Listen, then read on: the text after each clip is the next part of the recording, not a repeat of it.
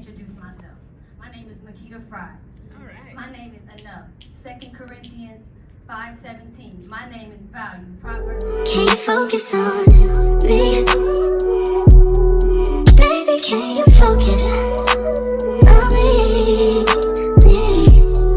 Hands in the stove, how the faucet's running and I keep looking at you.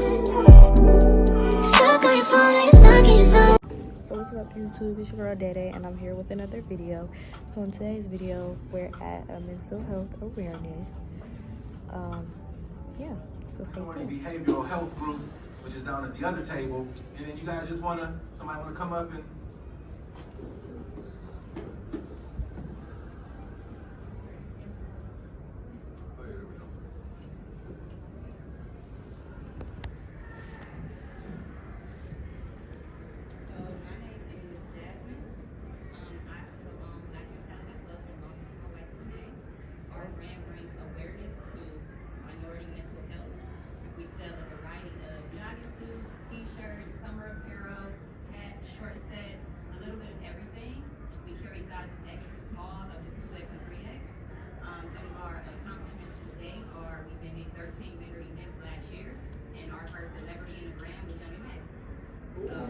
feel free to follow our social media page, stop by our table. We have some of our newest documents and stuff, and our t-shirts as well. what's the social? Oh, Black Mentality Clothing 216.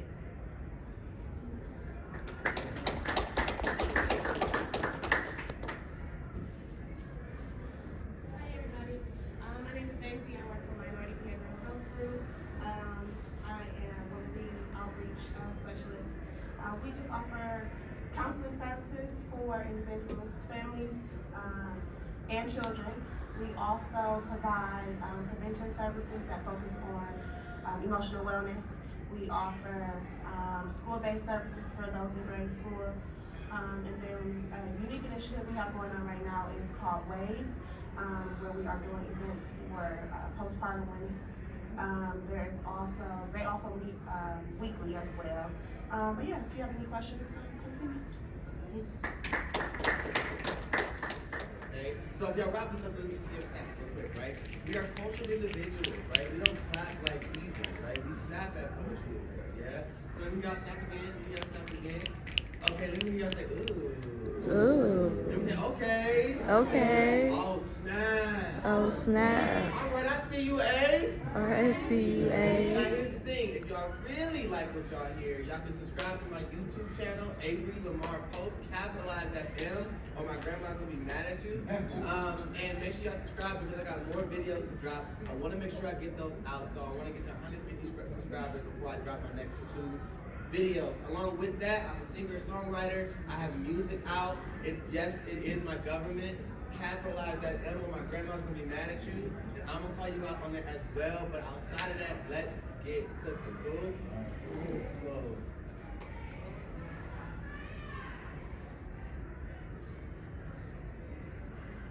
She said, Avery, sometimes I don't be wanting to talk to you.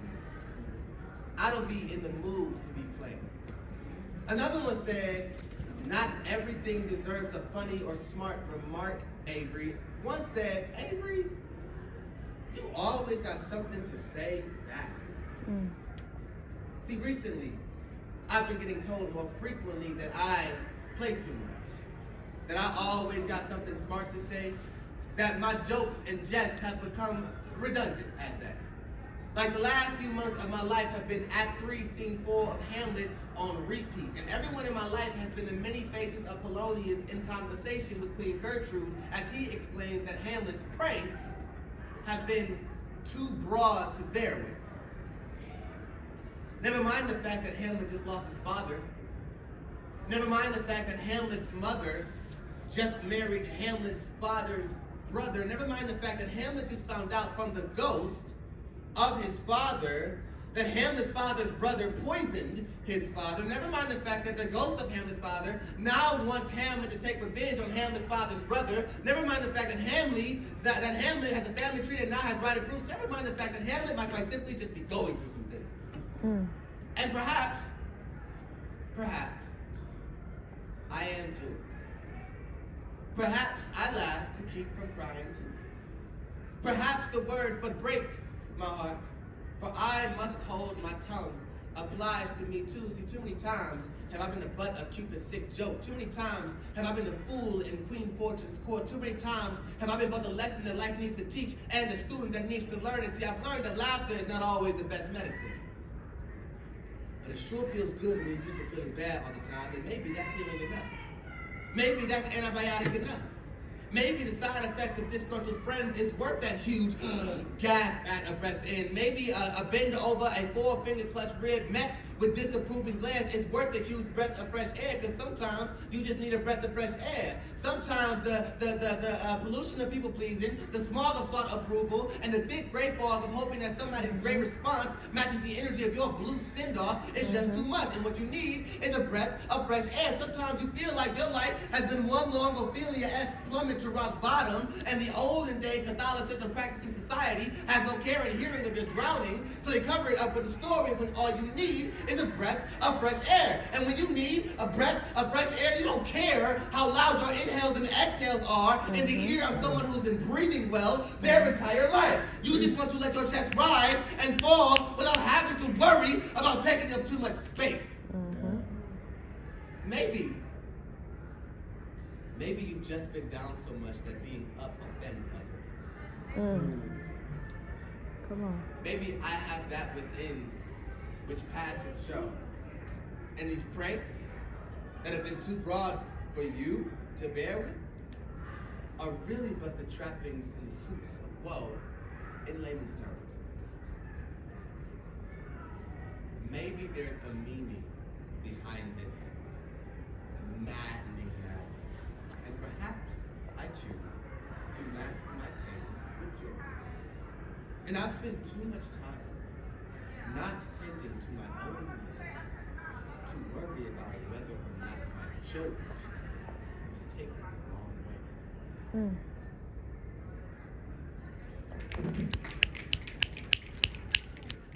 You can follow me on Instagram at Morgan P. Shorts, and or Poetry.unplugged. My heart was a breeding ground for poverty, always wanting more than what it had, always needed more than what was given, always a little, somehow nothing was ever enough, never adding up to equal or suffice love. Poor me, who always hungry, starving for affection, craving for a crumb of attention, full of nothing and envious of all those who ate off the bosoms of their mothers. I wish mine had enough supply for me. Her chest always closed and covered, her chest always locked and hidden, her chest stingy, hostage in treasures that I'd never be worthy to see. And yeah, that's me, a peasant to my peers, poor me knocking, poor me begging for 3 words. 3 words that could fill me, 3 words that could feed me, 3 words that should heal me from all this dirty that I become, all this mess that I have swept under the rug, all this grime that has started to build up in this destitute hollow shell I call a home. And now I begin to hoard, holding on to every void word spoken, never destined or brushing off, just storing all the sweet nothings I never heard from her lips. All the sour everythings that became so palatable to her tongue, how tasteless it would be for her to say, "You are enough." How bland for her to start off a sentence with, "My child, whom I love." How sad my shame starved so deep I began to ignore the rejection when it was clear as day to see that love was never maternal for her. Therefore, it wasn't going to be for me. All these dysfunctional generational patterns in my family and the dressed up, put together pictures that used to be my reality, and how loving me ain't easy. And that motherly love was just a myth I seen on TV, and that poverty was not just a lack of material possessions or money, because money was never our issue, nor a lack of clothes on our backs or food on the table, not even a roof over our heads being in question. I learned that the greatest act of poverty is the absence or lack of love, and how often I question my mothers. How sad it feels to beg someone, let alone your own dang on mother, to tell you I love you, but still, it still kind of messes me up sometimes, because how poor do you gotta be to beg for something that's free? Come on. Sometimes I've lied to my mother. The worst one is the first one that comes to mind. A special emergency parent-teacher conference. The principal's table was a sprawling war map. search for confidential information hidden in between the lines of my weekly journal. Now, the contents of that green book was the subject of much strategic planning, and my mother, she sat quietly, hands on lap, as Mr. Mendez asked me if I had any plans on hurting myself. I, quick-witted, quickly acquitted myself of any accusation of self-harm. No, I said. And then I explained away the scribbles in my notebook that read, all I know is that I'm a young boy who may not be around much longer. I was not. And my mother, unconvinced. I recall a time of rebellion. I always did what I wanted to do, whether right or wrong. My way was the right way, and I had it my way until my way was wrong. And I always tested the waters, traveled just far enough to see if anybody would come looking to save me. Brought my parents to the edge so many times because I wanted to see if they really cared for me. See, my job was to keep them on their toes, so I thought. But really, I was a fuel to their road, the adder to their stress, the multiplier of confusion, not to mention my behavior disappointed them, and I was angrier than a rage of fire because all I wanted to do was get their attention. My family paid any attention to me. They just seen I was sinking. That it wasn't going to be long until I went under. See, I always felt like I was bound to drown. That I deserved a sooner end than most men, and man, that expectation was exhausting. Waiting impatiently for my door to eternity to open, and while I wasn't sure where I was going, I was quite sure I couldn't stay, so I played jokes.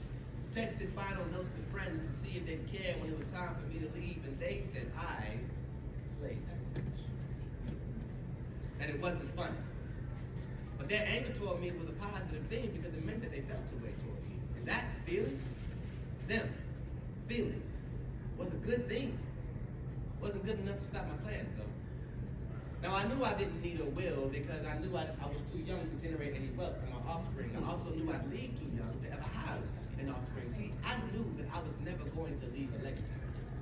And I also knew that it was soon going to be time for my family to leave me behind. To let me be a memory. To bemuse on all of the things that I could have been. The life I could have had. The life I'd chosen to end. My life's been ended since I was 13.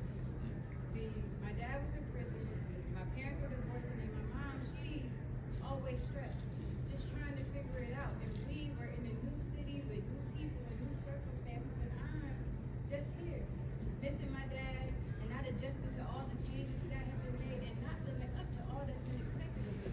I don't want to be here. And I don't want to be a babysitter or a big sister. I just want to be a kid. I miss my kid life. I miss my friends, our old house, and the street we used to live on. I hate it here.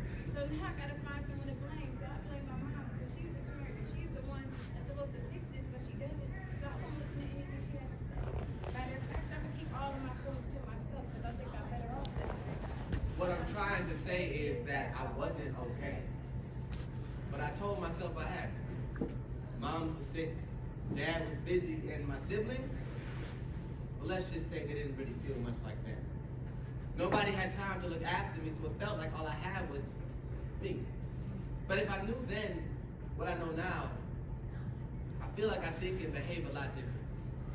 I'd pop my eyes open, wake up with glee and not dread, toss the covers off of my bed, then jump into the shower with one leap, emerging from the steam feeling fresh and clean, glowing and gleaming with pride, and then welcome my mother's scoffs as she chides me for not making my bed. What I'm saying is, I see each morning as an opportunity and not an unanswered prayer. See, there were nights when I would ask God to take me while I slept, to let me doze off into eternal rest. But if I knew then what I know now, I would have seen each day as an opportunity to show the world how wide my smile could be. Carpe diem would have long since been my mantra, and tomorrow would be handled when I got to it, because I bet on getting to it, if I knew then what I know now. I understand that my parents did the best they could with what they had. That everything happened for a reason, and really things weren't that bad. I'll embrace change a little quicker and be more open-minded. I forgive more and not stay stuck in the past. If I knew then what I know now, I'd spend more time with my siblings, understanding how fast time flies. I love a little harder, understanding that the truth of the matter overcomes all the lies I made up in my mind. I remember that what happens in the dark always comes to the light.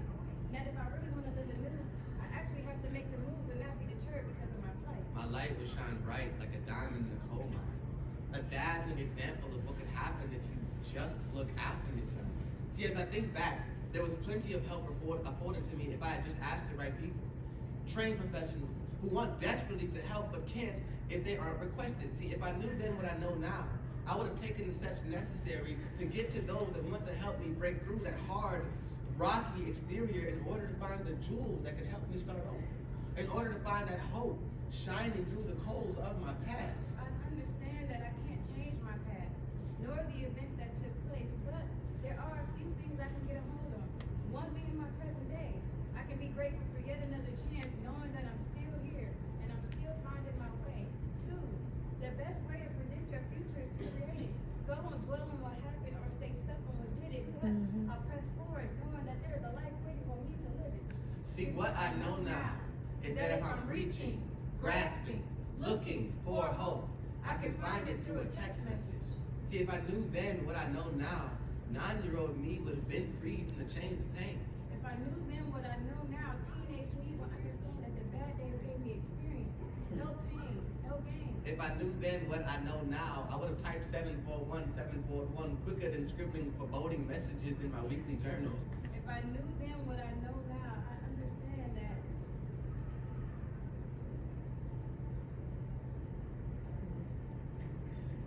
If I knew then what I know now, I understand that. I'll stop staring at blank screens and erasing unsent text messages, knowing that hope is one text away. Ain't it a beautiful thing that we have become innovative enough to empathize with people through screens, wherever they might be? Ain't it a beautiful thing that the help you could be looking for is resting in your pocket, waiting for you to take hold of it? Ain't it a beautiful thing that hope for the things unseen is literally in the palm of your hand? Ain't hope a beautiful thing? So if y'all rock with what y'all just saw, follow us on Instagram at the Sparrows Fortune, SPARROWS Fortune with a T, not a CH. I understand sometimes we get a little messed up. It's cool. It's fine. No questions here. And we got some other things cooking for the future, so stay tapped in with us.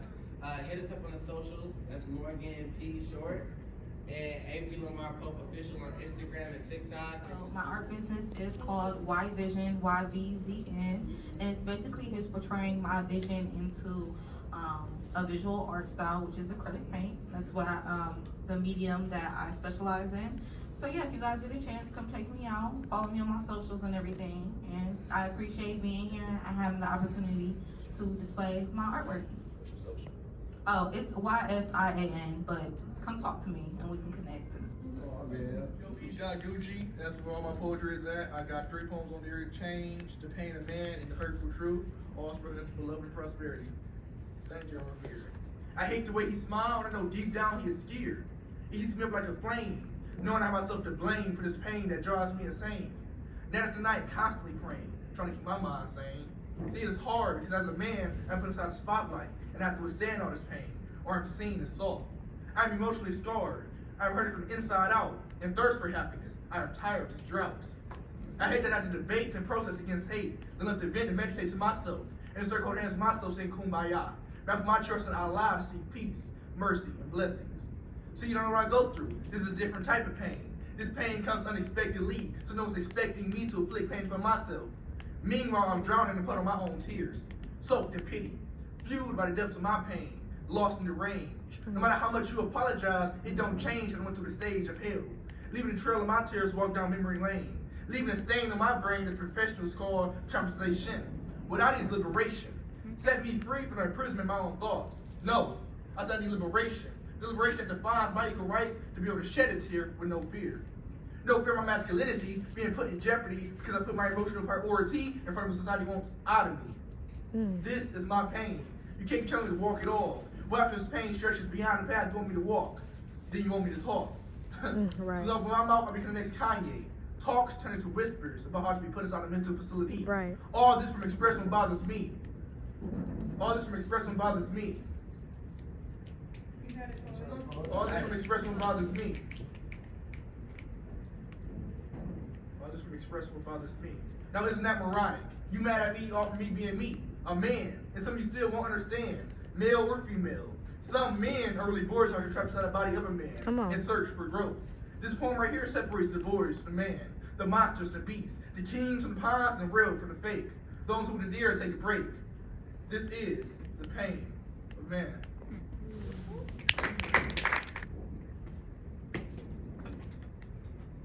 I'm trying to do things differently. No more drinking, no more smoking. I keep telling myself I won't run. My heart says lean on you. My head screams, it's just one drink. Well, if I just take a sip. No, I said I'm done. I'm trying to move forward. The more I try to move, the more trapped I feel. Doing things your way was supposed to set me free. I'm crying and praying, why won't you set me free? I'm coming to church, doing all the things you've asked of me. The closer I feel to you, the more trapped I feel. I've come too far to run back, yet everything's trying to pull me back. Feeling this pain is so much. Your word says you collect every tear. Father, I'm trying here. I want to be the woman you called me to be. What am I doing wrong? I lift my hands to all your songs. The music goes down and then you're gone. Why do I feel so alone? Like a child with no home. Your word says you'll collect every tear. You'll never leave me nor forsake me. I praise you through it all, yet I still seem like I'm about to fall. Run, you don't have to take the pain, yet I do. For his word says I'll have trials and tribulations, but he has overcome the world. This Christian walk was supposed to be easy. No, what's easy is ignoring your walk. What's easy is leaving your cross. What's easy is taking the pain. You can't move, not because you're stuck. You've finally been running into everything you've been running from.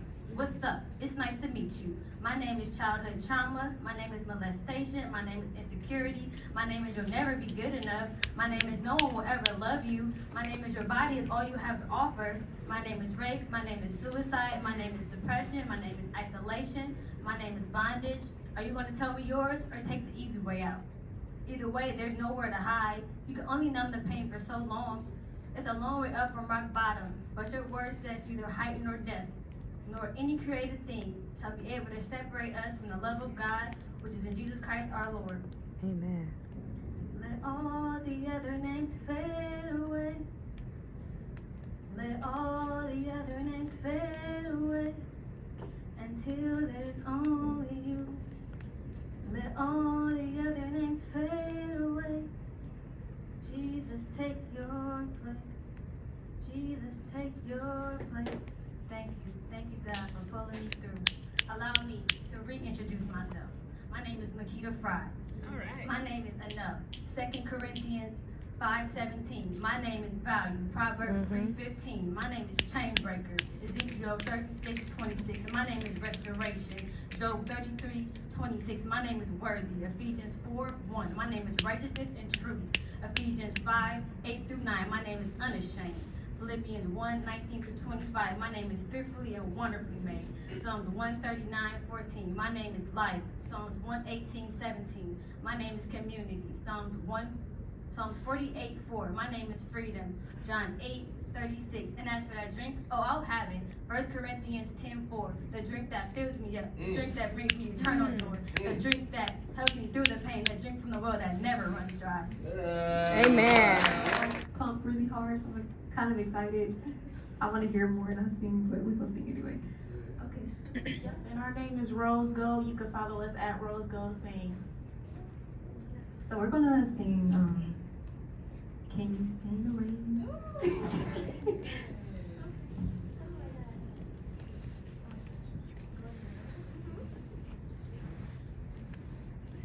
On a perfect day, Come on. I know that I can count on you. Ooh, when that's not possible, Come on. tell me, can you weather the storm? Oh, 'cause I need somebody who will stand by me through the good times and bad times. He will always be right there. Sunny days, everybody loves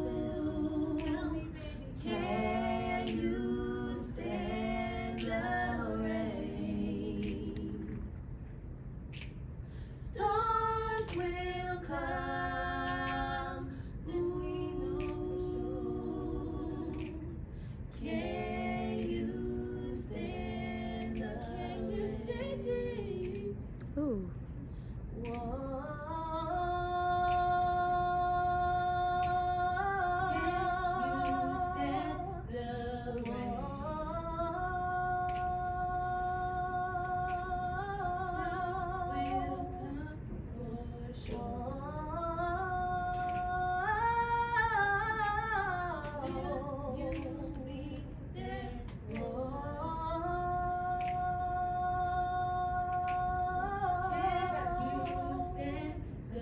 Tell me, baby, can you stand the rain?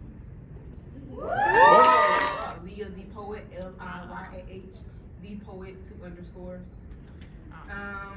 Whew. This is not a poem that I wrote, but it speaks to me. Hopefully it speaks to you all. It's called Buried Alive. Feeling as if I'm buried in the depths of hell. My mood was great and then it fell. Up and down, it's like a roller coaster ride. Sometimes I think it would be easier if I just died. The constant aching within my soul, seeking deeper and deeper into a black hole. Looking for a way to make my escape, only for the darkness to surround in an invisible cape. Just because you can't physically see the pain that's always lurking inside of me. It doesn't make it less real. Try one day in my shoes and you see how I feel. Although I take each day as they come, it's taking a toll and it's all I feel is numb. I wish there was something I could do to stop this, to be able to find inner peace would be bliss. Maybe I won't ever reach that place.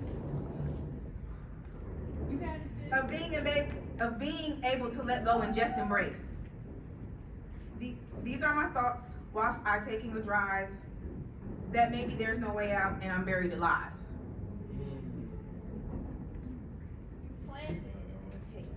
Okay, this is another thing.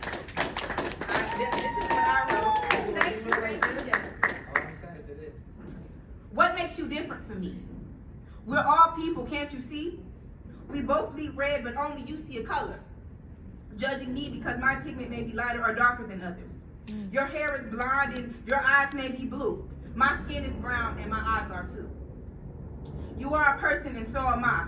The reasons you treat me so differently, I don't know why. This land is not your land, let the people sing. Just think of all the struggles and turmoil that you bring. Just take one look and you will see mamas crying, babies dying, daddies in jail, the system still fails and plugs trying to sell. This land is not your land, let the people sing. I just have one question. What have you to bring? They say America the beautiful, America the great. Let's make America great again? Yeah, that all is fake. What makes you different from me? I am an African American girl, as you may see. Black boy, black girl, so many stereotypical things. What does skin color have anything to do with me? You may be lighter or darker than me, but I am the person God created me to be. As you all may know, God took rib from man and made woman. Wow, that must have been a beautiful show. But really, what makes you different from me? As I look into my future, what are the possibilities? Should a person's skin color and race define who they truly are? That's not mine to judge. It's something every person should know. The real question is, how do you see me? Do you see me as educated, funny, loyal, beautiful, or do you see me as a black, loud, ghetto, angry, uneducated, or the urban teen in the city of Cleveland? Which one is it? The clock is ticking. I'm not wasting time by waiting for the opinion of someone that puts me down. Wait, stop. What are you saying? Did you just say that I talk white? Last time I checked, it was called speaking with proper grammar and diction. It's funny how the views of me are different to most people and my voice is defined by a color. Again, the question is, what makes you different from me?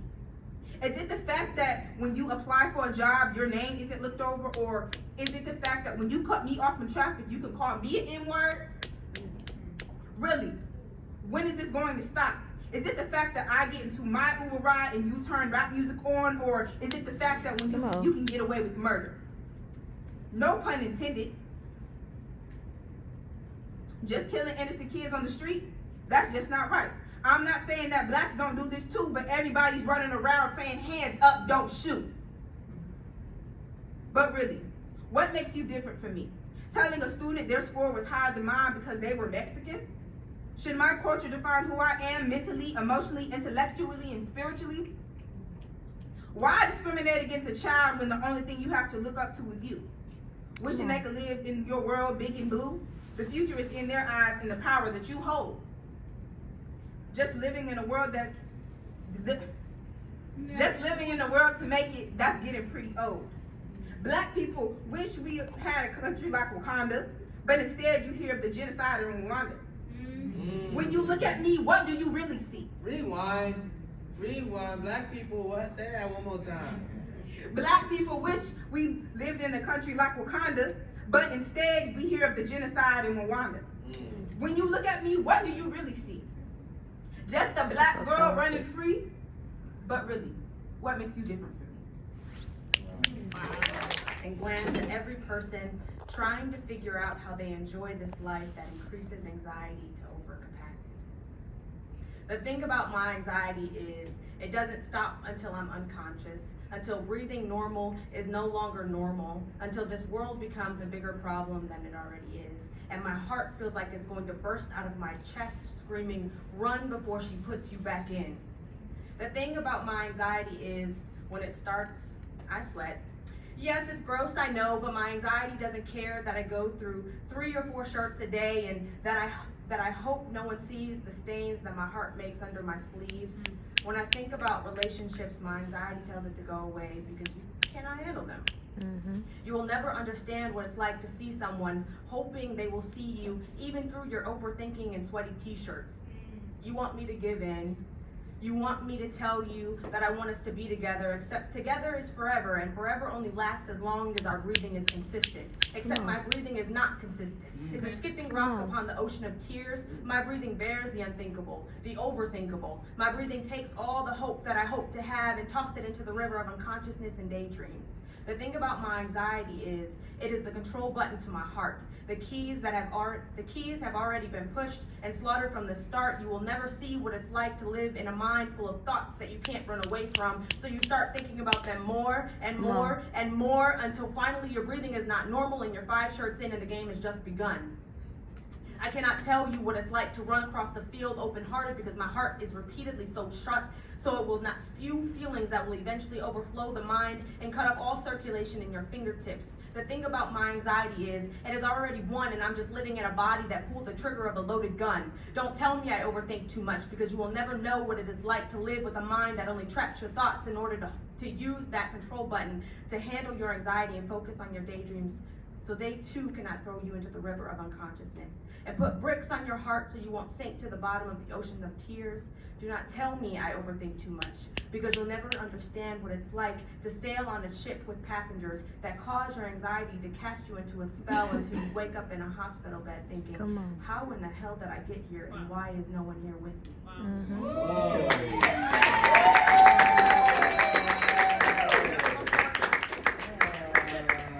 I got one more. Yeah. So on the flip side of this, God is good. So amen. Yeah. It's a little old. Some of you have already heard it. But I've been kind of starting this collection of pieces once I turned 28, just kind of commemorating this year. And this was one of the poems that I wrote for that. The days blend. Sometimes it seems like Monday's blues turns into Tuesday's news. Meanwhile, Wednesday is prepping to continue catching the highlight reel. It seems like our lives have become personal TV shows that showcase the low blows or uppercuts. Reruns for those just tuning in are my personal favorite, the recasting. You know when the network tries to smoothly change your favorite character, yet the change is so obvious. Claire, Aunt Viv. And yeah, and life, yeah, sometimes life can be just like this. Let's see. How many times has God asked me, for my opinion or permission before he flipped the script even though I was comfortable, familiar. Let's try another one. How many times have I tried to tell the author what not to do? No more low blows, God. Or no more trials or tribulation, and my personal favorite, telling the creator of all things who I am, as if my identity doesn't start and end in him. You know, God, I am not capable. I am not worthy. Pick someone else. Recast. Shift your purpose for me because I'm too scared to become who you're transforming me to be. The stepping out on faith, the setting me apart. No. Let's start and end with comfortable, familiar. Okay, God? Either God is up there laughing, cackling at my absurd questions and remarks, or he's heavenly weeping, which followed us up with an earthly rain. Try again, I feel him say. There is no silent recasting, no backtracking. You are mine and I am yours. Step, leap, skip out on faith, but no, I'm the God of Matthew chapter 14, verse 28, where I'll call you to me, and you, my child, yes, you come. Don't waver in your faith. Walk out on water. I now realize that the fire never falls on divided altars.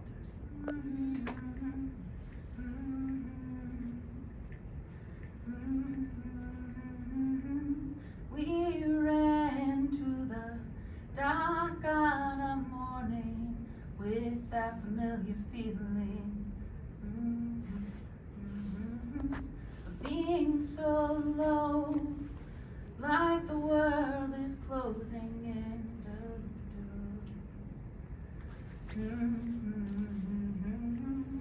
You said some years ago this was where I was going to go to end it. I'm so glad you didn't. I'm so glad we made it. I'm so glad we made it through.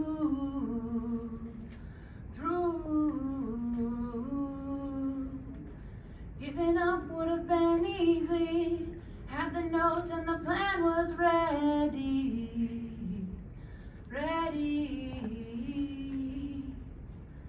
But we chose to live and endure, and now we don't just have life, but we have each other.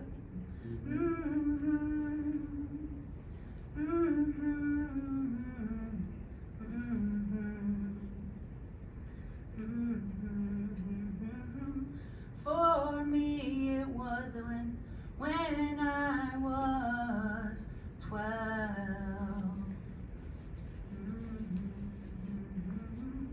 I was scared of being pregnant, and I was scared to tell. So I wrote a note. I had a plan. And something inside echoed and said, your life is worth living in. I'm so glad I didn't. I'm so glad we made it. I'm so glad we made it through.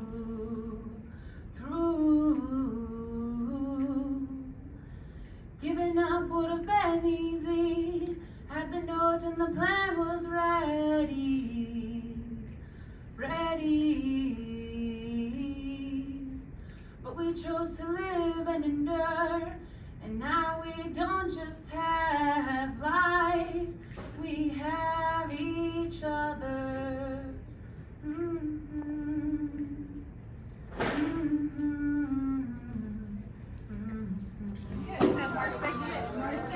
See you 3rd, April. Oh, where you going? She like, you really finna not. I told her I was gonna be at the last one. Yeah, you gotta be. You gotta. I know. At the anniversary. How many people? People gonna buy you. I know. Yeah, you keep coming. We can just have it every day. Yeah, no, definitely. Okay. I am.